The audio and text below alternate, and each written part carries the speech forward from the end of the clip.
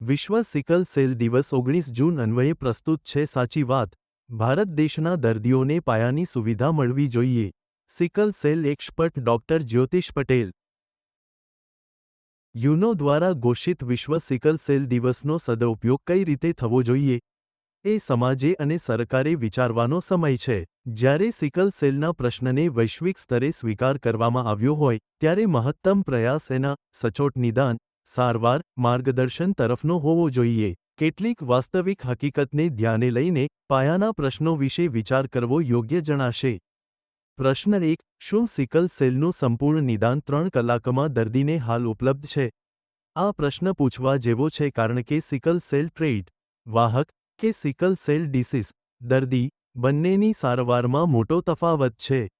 જો નિદાન તરત અને પૂરેપૂરું ન થાય તો ડોક્ટરે સારવાર કઈ રીતે કરવી? માત્ર સિકલ સેલ સ્ક્રીનિંગ ટેસ્ટ પોઝિટિવના આધારે દર્દીની સારવાર ન કરી શકાય, કારણ માત્ર એટલું કે સિકલ સેલ ટ્રેટ હોય તો કોઈ સારવારની જરૂર નથી અને સિકલ સેલ ડિસીઝને સારવારની અવશ્ય જરૂર છે।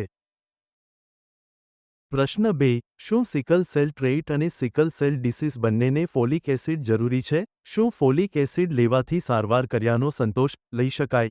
ફોલિક એસિડ તો લોહી બનવા માટેનું પોષક તત્વ છે જે સૌને ખોરાકમાંથી મળે છે। રક્તકણનું આયુષ્ય સિકલ સેલ ટ્રેટમાં 120 દિવસનું પૂર્ણ હોય છે, જ્યારે સિકલ સેલ ડિસીઝમાં રક્તકણ ભાંગવાને કારણે એ 30 દિવસનું થાય છે।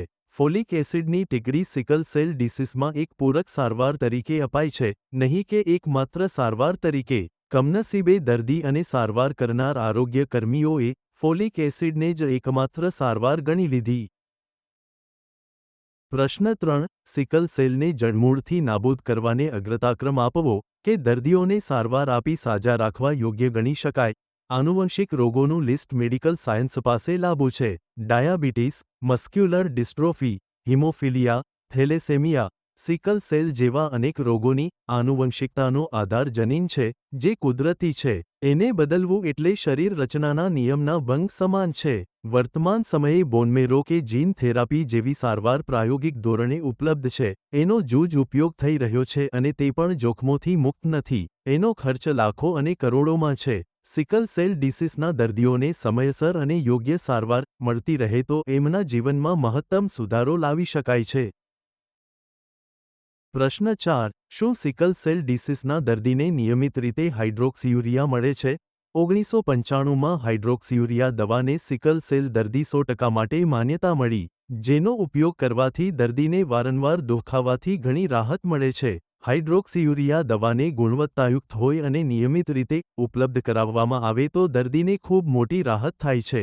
યાદ રાખો, ગર્ભવતી બહેનોએ હાઇડ્રોક્સીયુરિયા લેવી નહીં। પ્રશ્ન 5, આર્થિક સંકટનો સામનો પરિવારે કઈ રીતે કરવો? શું સિકલ સેલ માટે વીમા કવચ છે? હાલમાં તો નથી। આરોગ્ય વીમો લેનારા પરિવારની સંખ્યા વધી રહી છે। સરકાર પણ એને પ્રોત્સાહન આપે છે। પશ્ચિમના દેશોમાં આ વીમા કવચ પ્રાઇવેટ કે સરકારી હોસ્પિટલ તમામને ઉપલબ્ધ છે। આ પ્રકારના વીમાનું પ્રીમિયમ સરકાર ભરી શકે અને દર્દી પોતાની ઈચ્છા અનુસાર જ્યાં સારવાર લેવા યોગ્ય લાગે ત્યાં જઈ શકે। સિકલ સેલ ડિસીઝ દર્દીને આજીવન સારવાર જરૂરી છે। દર્દીને જે ડોક્ટરની સારવાર માફક આવી ગઈ હોય એની પાસે જ એ સારવાર લેવાનું પસંદ કરે એ સ્વાભાવિક છે। વારંવાર તપાસ કરનાર ડોક્ટર બદલાય તો ડોક્ટરે પણ દર્દીને સમજવામાં વાર લાગે અને દર્દીને ડોક્ટરમાં શ્રદ્ધા ન રહે।